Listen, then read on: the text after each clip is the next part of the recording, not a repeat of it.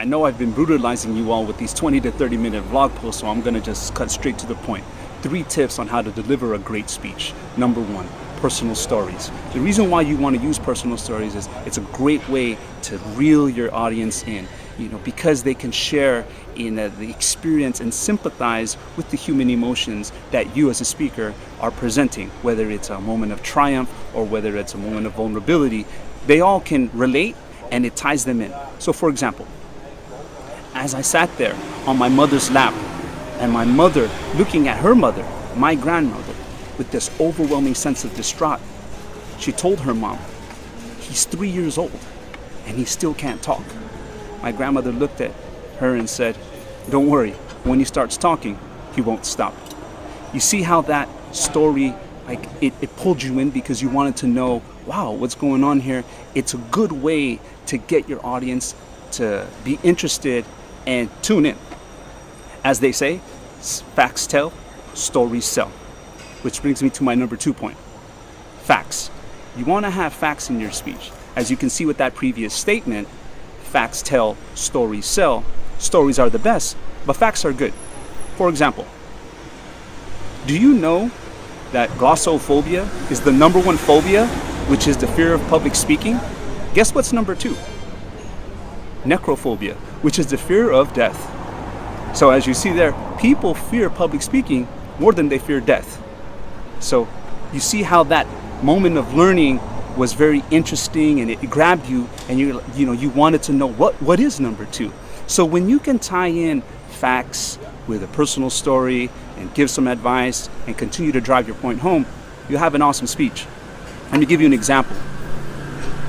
As my mother sat there with me on her lap, she looked at her mother, my grandmother, with this overwhelming sense of distraught. "He's 3 years old and he still can't talk." My grandmother said, "Don't worry, when he starts talking, he won't stop."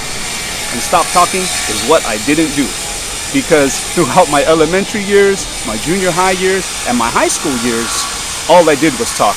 I was a class clown and continuously got in trouble, to the point that my teachers would always wonder, how do you do so well scholastically, but just in terms of citizenship, you're terrible. I was a clear extrovert, getting along well, just getting in trouble all the time with all of my classmates. That's all I did. But did you know that 3 out of 4 people have glossophobia, which is a fear of public speaking? Although I was an extrovert, and you can see by those numbers, 3 out of 4 people suffer from the fear of public speaking. And if you do the numbers, that shows you and tells you that even extroverts suffer from the fear of public speaking. It's not that I had the fear of public speaking, but my hands would get clammy, I'd get nervous, I'd get anxious before I'd be giving a public talk. So the way that I knew I had to overcome this was through practice. To the point that when I graduated from university, when I spoke to the graduating class, it was to end with a standing ovation. Why? It's because I practice. So if you want to be good at public speaking, you need to practice, practice, practice. Which brings me to my 3rd point. You see how that, I use the fact of, that 3 out of 4 people have a fear of public speaking, and then I used a personal story about how I went to school and got into trouble because all I did was talk and I was a class clown. If you can use that and sprinkle that throughout and also come with the point of advice, that last point that I made was about you, which is my 3rd point, which is you want to make it about the audience. When I said at the end, you've got to practice, practice, practice, it made it about them, and they realized at that moment, oh, okay, cool, this is what I need to do so that I can become a good speaker.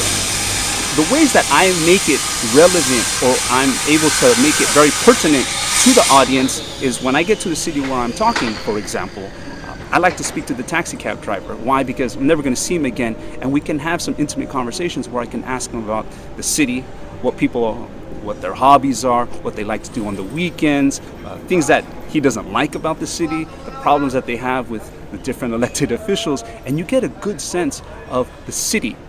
Another thing that I like to do, if you see from previous vlog posts that I have about love and money, I feel that these are 2 compelling factors that drive humans the most, love and money. So because of that, when I get to a city where I'm going to be speaking, I actually like to read the business section. Why? Because it tells me who the major employers are, what the industries are, and what makes people tick, because that's their daily grind. 5 days out of the week, they're going to work. In previous societies, people were actually given names because of the jobs. That's how important working is, money is, love is. So with money, I like to know how people make their money. So when I do speak to the audience, I'm able to speak about things that are relevant to them and put in and sprinkle in some facts that they can relate to, right? Whether it talks about an employer in their city, or actually the government or the municipality laying off particular employees. These are the things I like to bring in and present so that it's about them. So 3 points to delivering a good speech. Number 1, personal stories. Number 2, facts. And number 3, make it about the audience, you. Oh, bonus point 2. If you're funny, being humorous really helps. But if you're not, stay away from it at all costs, because if you're not funny, you're gonna land straight on your face. And I'm speaking from from experience. You don't want to do it. So let me tie in those 3 points of stories, facts, and making it about the audience. Here's an example. In one of the most memorable speeches of all time, John F. Kennedy, in his inauguration speech, made the timeless statement of national service, which was, "Ask not what your country can do for you, ask what you can do for your country." Intrigued by this speech, I started to look in deeper, because the rhetorical devices that were employed, I wanted to also know what were the inspirations of the president at the time to write this. Did he have any assistants? What was going on at the time? And when I went to the internet and started researching, guess there were so many facts but one stood out to me in particular, which was, do you know that the president had a fear of public speaking? Didn't know that. In this video, what I'm going to teach you is how to deliver an awesome speech. See how I did that there?